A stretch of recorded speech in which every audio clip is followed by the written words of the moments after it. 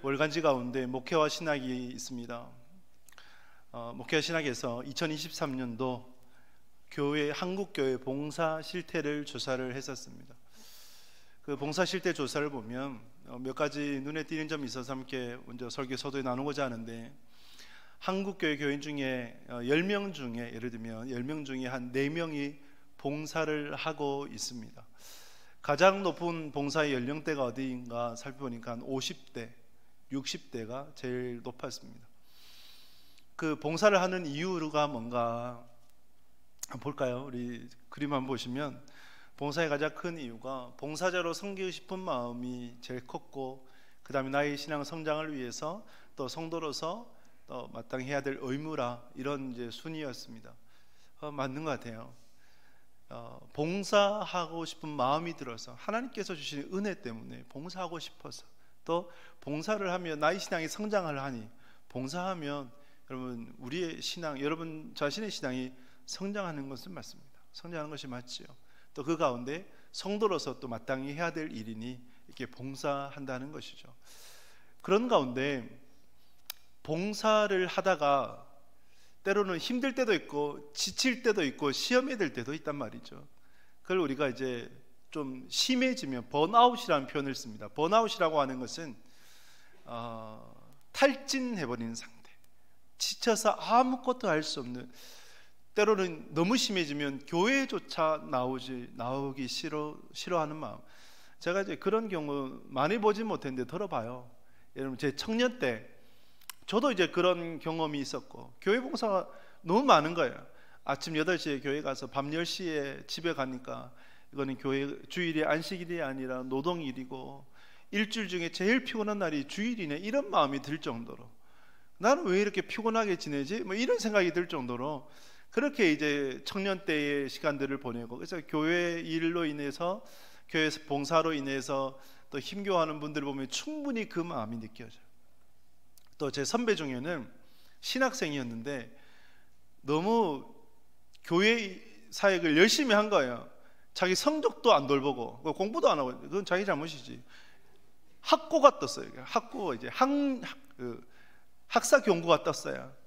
그래서 학교를 다니지 못하게 되니까 교회까지 안 나오는 거예요.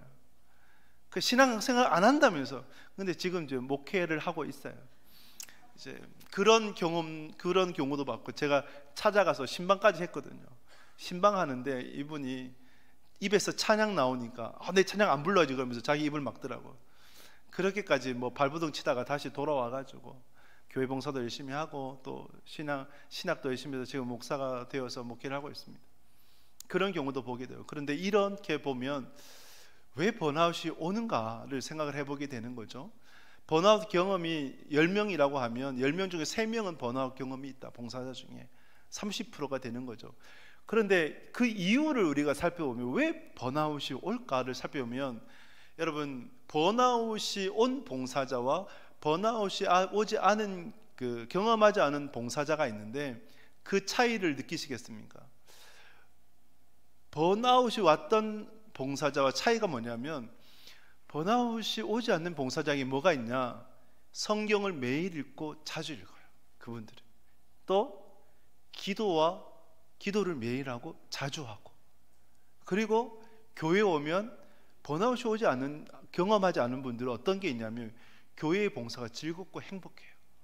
그런데 번아웃을 경험한 사람들은 그 반대가 돼요. 즉 번아웃이 내가 정말 지쳐서 아무것도 하기 싫다, 뭐와 연계되냐면 나의 신앙과 깊은 연관이 있다. 이 조사를 보면 신앙과 연관이 있다. 내가 하나님과의 경건이 잘 이루어지고 또 하나님께서 부어주시는 은혜가 크고, 그래서 신앙생활에 즐겁고 행복하면 그런 번아웃을 이겨낼 수 있는 거죠. 그런데 이것이 되지 않으면 더 깊은 수렁에 빠져버리게 되는 것이죠. 고무적인 것은, 세 번째 우리 그 그림을 보면 고무적인 것은요, 지금보다 더 하고 싶다, 지금처럼 하고 싶다, 이 긍정적인 대답이 약 한 90%가 된다는 것이죠. 좀 줄이고 싶다가 10%밖에 되지 않는다는 것이 좀 이제 고무적이라고 할 수 있습니다. 그래서 지금보다 좀 더 교회 봉사하고 싶다, 지금처럼은 계속 유지하고 싶다, 이 마음을 갖는다는 것이 고무적이다라고 할 수가 있습니다. 저와 여러분들이 교회에서 봉사를 하죠. 봉사를 할 때에 어떤 마음으로, 어떤 가치관으로 봉사하느냐, 이것이 여러분들의 신앙생활에 있어서 참 중요합니다. 이걸 좀 유창하게 말하면 봉사 신학이 되고 봉사론이 돼요. 봉사자들에게 주시는 말씀, 제가 민수기 강해를 지금 진행하고 있는데 민수기 8장을 묵상을 하면서 이 말씀은 봉사자들에게 주시는 말씀이다 라고 여겨졌습니다. 봉사 신학이 돼요. 민수기 8장을 보게 되면 오늘 말씀을 통해서 봉사자들에게 주시는 말씀임을 여러분들이 받으시고, 봉사자로서 가져야 될 어떤 신앙의 소양들이 무엇인지, 또 지향해야 될 것이 무엇인지를 여러분들이 살피면서 하나님께서 주시는 말씀 듣는 복된 시간 될 수 있기를 주님의 이름으로 축복합니다. 먼저 여러분들이 과거를 돌아보면서 하나님이 어떤 분인가를 살펴보셔야 돼요. 하나님은요, 반전의 하나님이세요. 저주스러운 인생을 영광스러운 인생으로 바꾸시는 반전의 하나님, 역전의 하나님, 은혜의 하나님이 되십니다. 지금 레위 지파, 레위인들의 안수식이거든요. 레위 지파는 저주받은 인생이었어요. 무엇 때문에요? 창세기 34장으로 거슬러 올라가면 세겜의 대학살 사건, 야곱의 딸 디나가 세겜의 추장의 아들에 의해서 성폭행을 당했죠. 근데 아버지 야곱이 아무런 액션을 취하지 않아요. 저항도 하지 않고 따지지도 않고 어떤 행동도 하지 않아요. 그러니까 친오빠가 되어진 시므온과 레위가 답답해서 자기들이 났어요. 근데 악한 방법을 써요. 거짓 결혼 약속을 하고 할례를 종용을 해요. 그 세겜의 모든 남자들이 다 할례를 받았어요. 할례를 받고 난 이후에 제일 고통스러운 때에 칼을 들고 들어가서 세겜의 모든 남자들을 죽여버려요. 죽인 것으로 끝난 것이 아니라 세상의 악한 것들 그대로 답습해서 노력하고 빼앗고, 그리고 자식들 여인들을 노예로 취하고, 그 일로 인하여서 하나님께서 시몬과 레위를 저주하시는데 창세기 49장에 보면 야곱의 축복 예언 기도를 통해서 이 시몬과 레위는 저주 기도를 받게 돼요. 한번 말씀 볼까요? 창세기 49장 5절에서 7절 말씀 같이 읽겠습니다. 시몬과 레위는 형제여, 그들의 칼은 폭력의 도구로다. 내 허나 그들의 모의에 상관하지 말지어다. 내 영광과 그들의 집회에 참여하지 말지어다. 그들이 그들의 분노대로 사람을 죽이고 그들이 혈기대로 소의 발목 힘줄을 끊었음이로다. 그 노여움이 혹독하니 저주를 받을 것이요 분기가 맹렬하니 저주를 받을 것이다. 내가 그들을 야곱 중에서 나누며 이스라엘 중에서 흩으리로다. 아멘. 내 호나 내 영광아, 그들에게 참여하지 말지어다. 그들과 모의하지 말지어다. 내 혼 내 영광 누굴까요? 야곱의 아들들, 12아들들, 그 중에서 10명의 아들들이고, 시므온과 레위와 모의하지 말고 그들과 참여하지 마라, 교제하지 마라. 즉 시므온과 레위를 뭐 시켜라? 왕따 시켜라. 아버지가 어떻게 이런 말을 해요? 이런 어떤 저주스러운 말을 해요. 그런데 그걸 선포를 하는 거예요. 왜냐하면 창세기 34장에서의 대학살 사건 때문에 하나님께서 내리신 저주였어요. 그리고 흩어지리로다. 시몬과 레위를 향해서 말씀하셨는데 레위가 흩어지게 되었죠. 지파를 받지 못하고 흩어져서 살게 되었던 그러한 레위였습니다.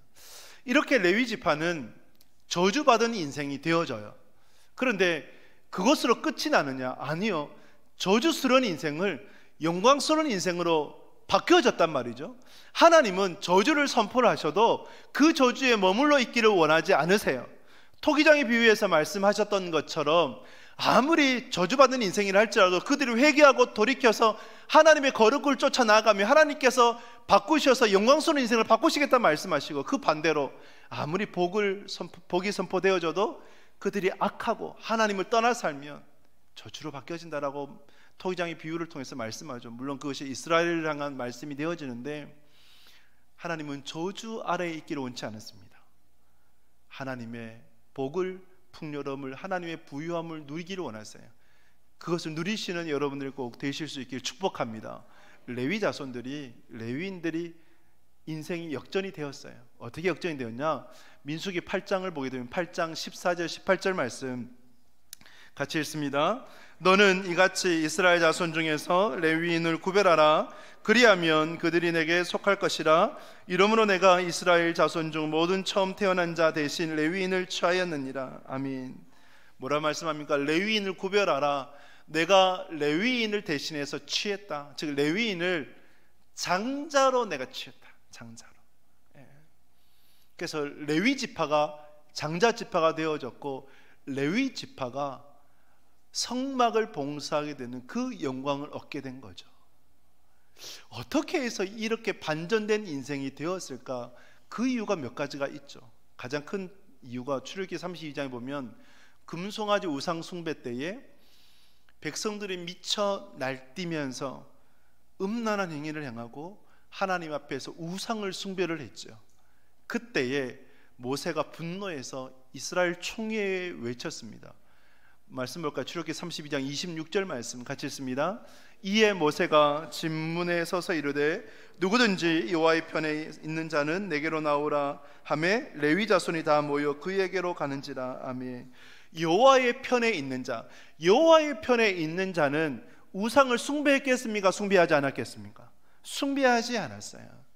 그들이, 다른 이들은 우상 앞에서 춤추며 음란한 행위를 할 때에 거룩을 쫓았고 그 죄에 동화되지 않았고 구별된 삶을 살았던 이들이 바로 레위인들이었다는 거예요. 그 레위인들이 나와서 허리에 칼을 차고 하나님의 이름으로 심판을 행하는데 형제를 죽여요, 이웃을 죽여요, 친구를 죽여요. 근데 단순히 이거는 살해가 아니라 하나님의 공의를 집행하는 거죠. 왜? 하나님께서 그것을 명령하셨기 때문에. 이 행위에 대해서 모세를 통해 하나님께서 말씀하실 때 29절을 볼까요? 출애굽기 32장 29절 같이 읽습니다. 모세가 이르되 각 사람이 자기의 아들과 자기의 형제를 쳤으니 오늘 여호와께 헌신하게 되었느니라. 그가 오늘 너희에게 복을 내리시리라. 아멘. 그가 헌신했다. 그래서 하나님께서 복을 주시겠다. 어떤 복을 주셨을까요? 이 민수기 8장의 복, 출애굽 이후에 광야 시대 때에 그들이 거룩히 구별되어져서 제사장과 함께 레위 지파가 성막에서 봉사하게 되는 그 영광을 누리게 된 거예요. 그 복을 받게 되었고, 그 이유가 또 신명기 33장에 보면 마사와 무리바 아시죠? 물이 없어서 불평했던 그때에 다른 백성들은 불평할 때 레위인들은 불평하지 않았다고 성경은 말씀을 해요. 이렇게 하나님 앞에서 구별되게 거룩하게 살아가고자 할 때에 저주스러운 인생이 영광스러운 인생으로 바뀌어졌다. 레위인들을 세우기에 앞서 주님께서 주신 말씀이에요. 그럼 우리를 살펴봐요. 여러분, 우리는 레위인과 똑같았지 않습니까? 레위인처럼 저주스러운 인생을 살아갔어요. 근데 우리가 이 자리에 앉아 있어요. 교회 앞에 봉사해요. 어떻게 이럴 수 있는 겁니까? 어떻게 반전된 인생을 살아갈 수 있는 겁니까? 누구 때문에요? 하나님 때문에. 하나님께서 특별히 우리를 취하셨고 은혜 주셨고, 그래서 하나님의 자녀 삼아 주셨고 그 영광이 동창케 하셔서 우리가 이 자리에 있는 거예요. 그러면 우리가 이 자리에 앉아 있다, 또 하나님 앞에 봉사한다 라고 할 때 우리의 가져야 될 마음이 뭘까요? 감사한 거죠. 감사한 거죠. 하나님, 나 같은 자도, 나같이 이렇게 허물 많은 자도, 부끄러움 많은 자도, 죄 많은 자도 하나님이 이렇게 세우시는군요. 감사, 또 감사로 먼저 우리는 나아가야 됩니다. 그러면서 하나님 앞에서 우리가 교회에 봉사할 때 하나님이 불러 세우셨으니까 세움 받은 자로서의 소양이 있어야 돼요. 맞는 격이 있어야 돼요. 여러분 이제 결혼 예식장에 갔어요. 그러면 결혼식 갔는데 추리닝 입고 가면 됩니까? 안 되죠. 어떻게 입어야 돼요? 맞는 드레스 코드가 있어요. 그에 맞는 격이라는 것이 있어요. 그 맞는 격이 있는 것처럼 우리가 하나님 앞에 봉사할 때 봉사자로서의 갖춰야 될 소양이 필요해요.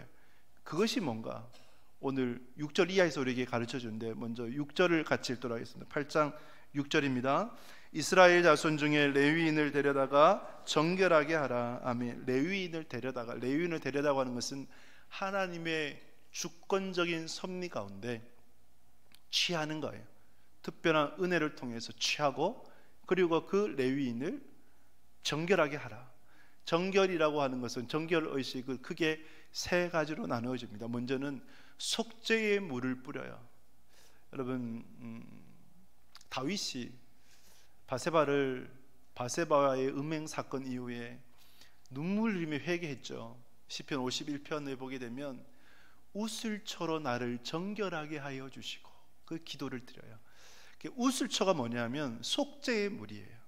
속죄의 물을 뿌린다, 우슬초를 뿌린다. 그래서 그 영혼을 깨끗하게, 죄를 씻긴다라는 의미가 되죠. 속죄의 물을 뿌리는 것은 자신의 죄를 씻기는 행위가 되어지고, 그 다음에 삭도를 가지고 전신을 밀어요.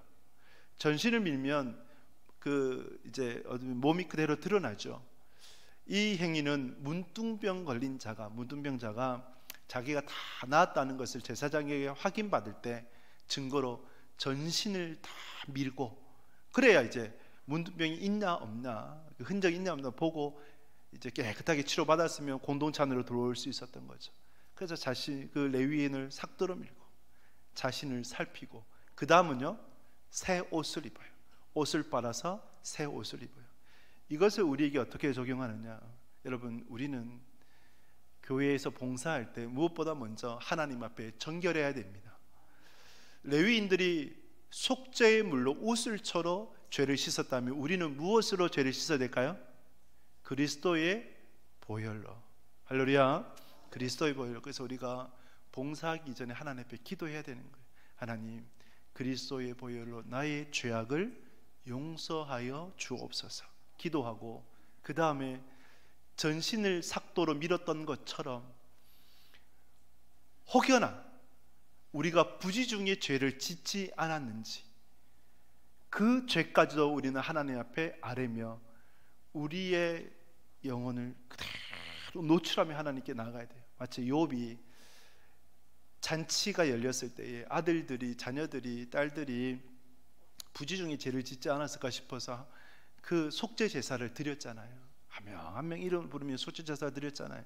그런 마음처럼 내가 하나님 앞에 봉사하기 전에 또 부지중에 지었던 죄가 없는지 살피면서 하나님, 나의 죄악을 용서해 주시고 나를 정결하게 하여 주옵소서. 그 기도를 우리는 하나님 앞에 드릴 수 있어야 합니다. 그리고 새 옷을 입어야 돼요. 새 옷은 뭘까요? 뉴 라이프 스타일이 되어져요. 옛 구습을 버리고 옛 사람을 버리고 새롭게 거듭난 자로 새 삶을 살아가야 되는 거예요. 즉, 예수님 믿기 이전에 세상의 방식은 다 버리고 새로운 삶으로 하나님의 자녀로서의 인생을 살아가야 되는 거죠. 그것이 새 옷을 입는 행위라는 거죠. 여러분들 안에 이 정결함이 있기를 주님의 이름으로 축복합니다. 이렇게 정결하게 한 후에 그 다음에 무엇이 있냐면 안수식이 있어요. 이 안수식은 근데 특별해요. 말씀을 볼까요? 8장 10절 말씀 같이 읽습니다. 레위인을 여호와 앞에 나오게 하고 이스라엘 자손이 그들에게 안수하게 한 후에. 아멘. 여러분, 안수식이 특별한데 그 이유가 뭐냐? 안수는 보통 누가 누구에게 합니까? 이러면 중직자를 세울 때 누가 누구에게 해요? 보통 목회자, 목사님들, 또 선배 장로님들이 이렇게 이제 장로로 장립할 때, 집사로 장립할 때 안수를 하죠. 그러면 이 레위인들을 안수할 때 누가 누구에게 해야 되는 게 맞을까요? 제사장들이, 그죠? 레위인들이 해야 되는 게 맞는 게 아닐까요? 근데 하나님께서 누가 누구에게? 이스라엘 백성들이 레위인들에게 하라고 말씀을 해요. 안수의 의미는 속죄 제사를 드릴 때는 내 죄를 이 제물에게 전가시키는 것이 목적이고, 사람과 사람에 있어서는 나의 은사나 의무를 전가시키는 것. 즉, 이스라엘 백성들이 레위인들에게 안수했다는 것은 이스라엘 백성들을 대신해서 누가 봉사하는 거예요? 레위인들이 봉사하는 거예요. 그래서 이것을 뭐라 부르냐면 대신의 원리, 대표의 원리라고 불러요. 이스라엘 백성들을 대신해서 레위인들이 봉사하는.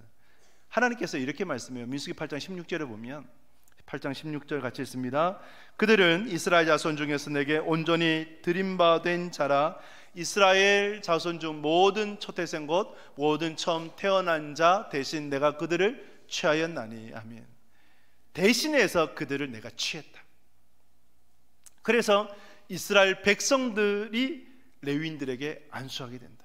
대신해서 취했기 때문에 그 말씀을 하세요. 이 두 가지 의미를 갖습니다. 두 가지 측면에서. 예를 들면 이제 백성들의 관점에서 백성들이 레위인들에게 안수할 때 어떤 마음을 가질까요? 부럽지 않을까요? 내가 그 자리에 있고 싶은데 누가 있는 거예요? 이 레위인들이 있는 거예요. 그런데 이거는 항의하지 못해요. 왜냐하면 하나님의 주권이고 하나님께서 취하셔서 세우신 사람이에요. 그 권위 앞에 순종할 수밖에 없어요. 부러워요. 그러면 이 안수를 받는 레위인들은 나 같은 자가 이 저주받은 인생, 영광스러운 인생의 영광스러움에 참여하니까 감사하겠죠. 그리고 자랑스럽겠죠. 긍지가 있겠죠. 프라이드가 있겠죠. 내가 하나님 앞에서 이렇게 봉사하는구나. 봉사하는구나. 또 이스라엘 백성들의 입장에서는 나 대신에 이들이 봉사하는 거니 내가 이들에게 물질적으로 후원을 하고, 그래 레위 지파에게 지파가 없으니 땅이 없으니 물질적으로 후원하는 거 아닙니까? 봉사를 하고 나 대신에 봉사를 하는구나, 이 마음을 항상 갖는 거예요. 이걸 우리에게 적용을 하면 여러분들이 봉사할 때 가져야 될 마음이 뭐냐면 감사예요. 하나님, 나 같은 자도 이렇게 봉사하는군요 하는 그 감사가 있어야 되고, 그리고 또 한 가지는 대신해서 하는 거예요. 대표해서, 다른 성도들을 대신해서 대표해서 내가 이 자리에 있고 이렇게 봉사한다. 그러므로 거기에 따른 영광스러움, 프라이드, 긍지, 자랑이 여러분 가운데 있어야 합니다. 할렐루야. 이 자랑이 있어야 돼요.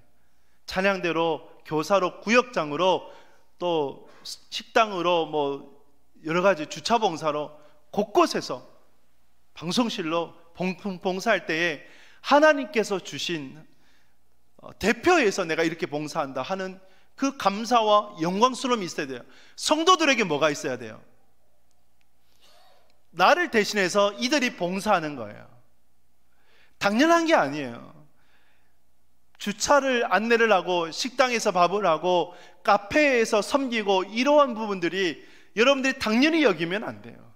나를 대신해서 나의 어떤 필요에 의해서 이렇게 헌신해서 봉사하시는구나 생각하면서 여러분들 무슨 마음을 가져야 돼요? 감사하는 마음을 가져요. 감사하는 마음. 그래서 여러분들이 그 마음을 또 표현하셔야 돼요. 감사합니다. 이렇게 주차 안내해 주셔서 감사합니다. 이렇게 식당 안내해 주셔서 식당 봉사, 또 카페 봉사해 주셔서 감사합니다. 이 감사가 여러분 가운데 반드시 있어야 합니다. 그리고 교회의 봉사는요, 일로 여기시면 안 돼요. 일로 여기시면, 일로 여겨지면 그것은 내게 스트레스고 내게 때로는 시험거리가 되거든요. 여러분 집에 가실 때 내가 오늘 집에 가는데 또 일해야 되나, 설거지하고 청소하고 뭐 이렇게 해야 되나, 이 마음을 가지면 집에 들어가는 게 얼마나 고통스러워요. 근데 그렇지 않잖아요. 집에 일하러 가시지 않잖아요. 집에 편안히 안식하러 가시잖아요. 그런데 사랑하니까, 그죠? 사랑하니까 눈에 보이니까 내가 치워야지, 내가 뭐 예를 들면 저녁을 준비해야지, 설거지 해야지, 내가 뭐 빨래해야지, 이런 집안일들 해야지, 이렇게 되는 게 아니에요.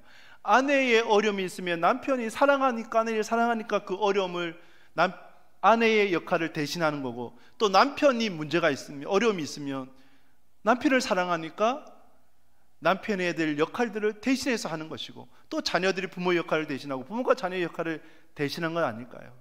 뭐가 필요해요? 사랑이 필요한 거예요. 교회의 사역이 일로만 되어지면 여러분 그것은 시험거리가 되고 나중에 마르다처럼 되어지는 거죠. 그래서 우리 안에 먼저 공급되어져야 될 것이 있다면 하나님께서 우리에게 베풀어 주시는 은혜요, 사랑입니다. 사랑이 우리 안에 공급되어지고 그 사랑이 넘쳐나서 흘러가 성도를 섬기고 교회에서 봉사에 나아가고, 마치 자동차라 보면 윤활유와 같이 엔진 오일, 뭐 미션 오일과 같이 그 윤활유가 쫙 돌아갈 때 여러분 자동차가 잘 운행되는 것처럼 우리 안에 하나님의 사랑이 있어요. 그 사랑으로 인해서 우리는 기쁘고 행복하게 신앙 또 봉사할 수 있는 것 아니겠습니까?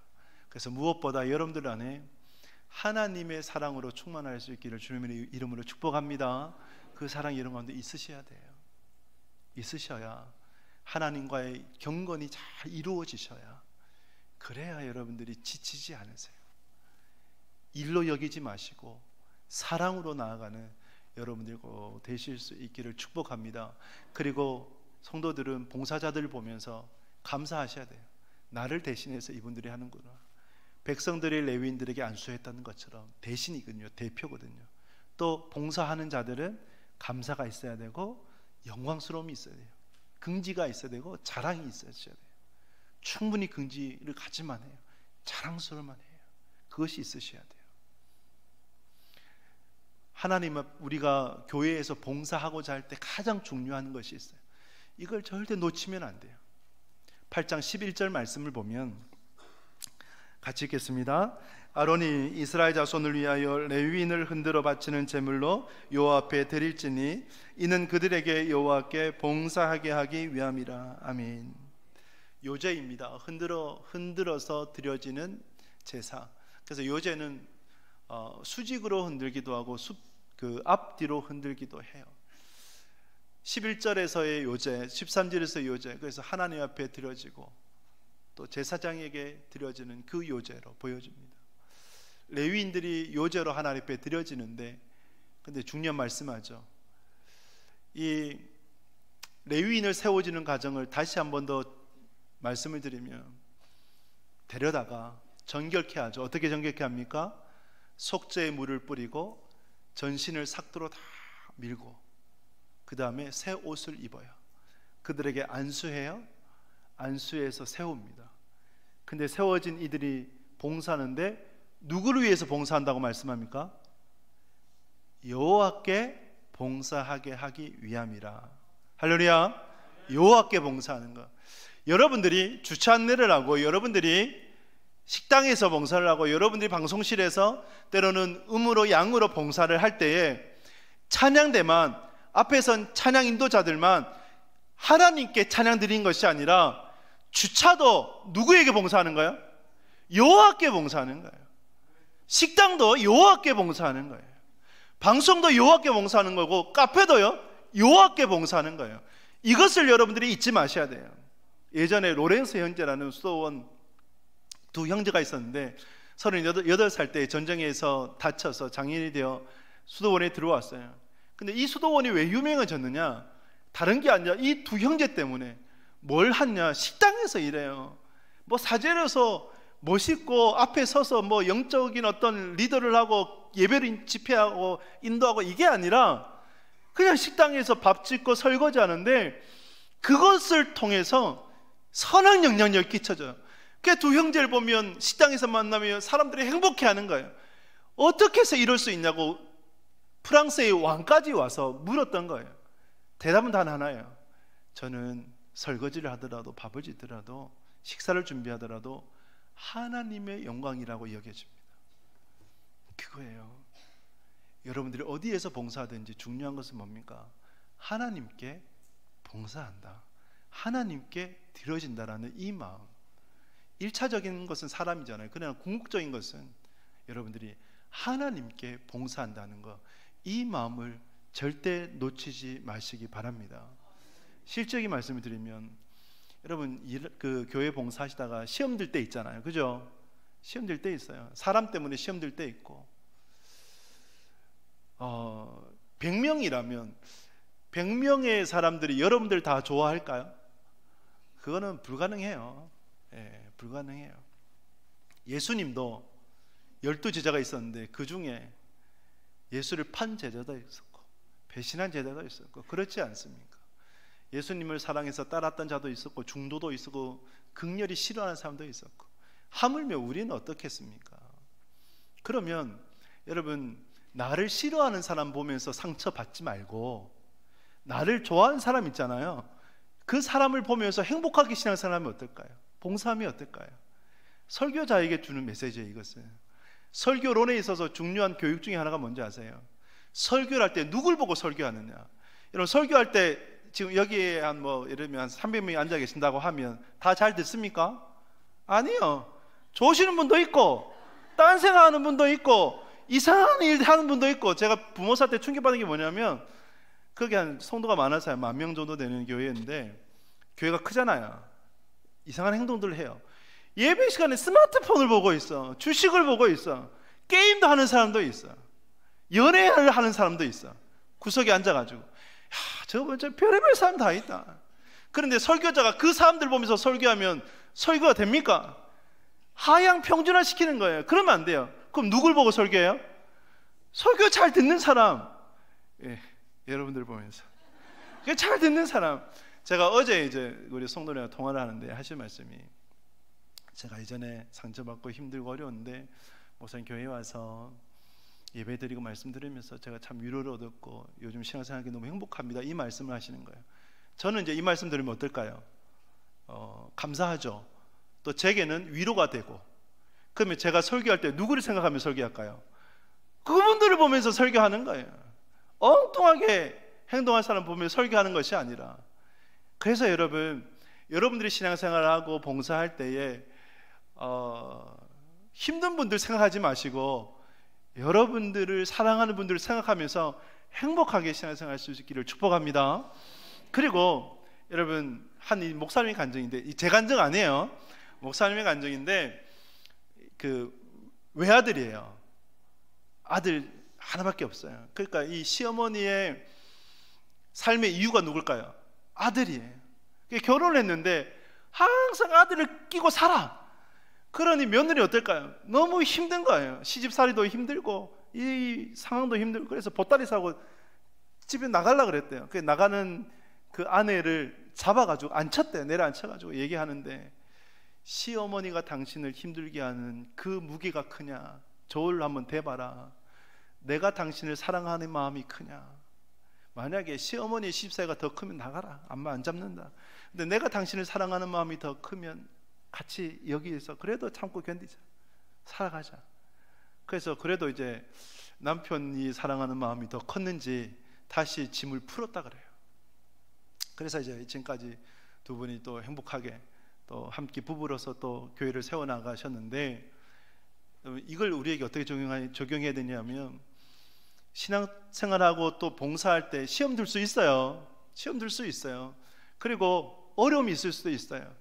그런데 그 시험이 크냐, 아니면 하나님께서 여러분들에게 주신 은혜, 여러분들에게 주신 사랑, 여러분들에게 주고자 하는 부요함이 크냐? 뭐가 더 커요?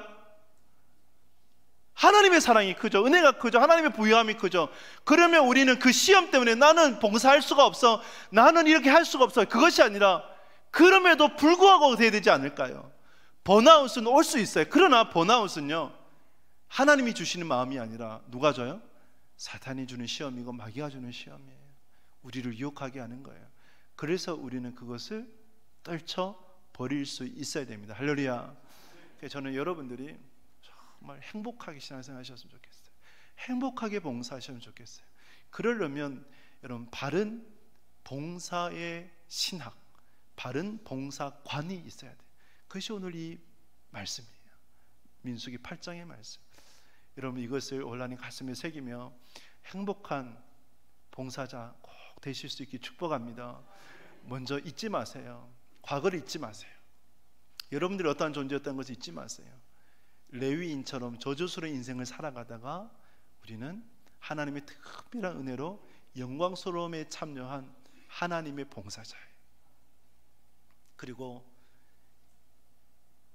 필요한 신앙의 소양이 있어야 되는데 정결하게 하는 것, 속죄의 물을 뿌리듯 그리스도의 보혈로 늘 지키고, 혹시 부지 중에 내가 죄를 짓지 않느냐 살펴보면서 하나님 앞에 회개하며 나아가고, 새 옷을 입으셔야 됩니다.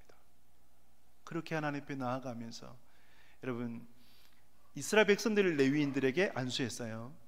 그러니까 여러분들의 봉사는 대표하는 거예요.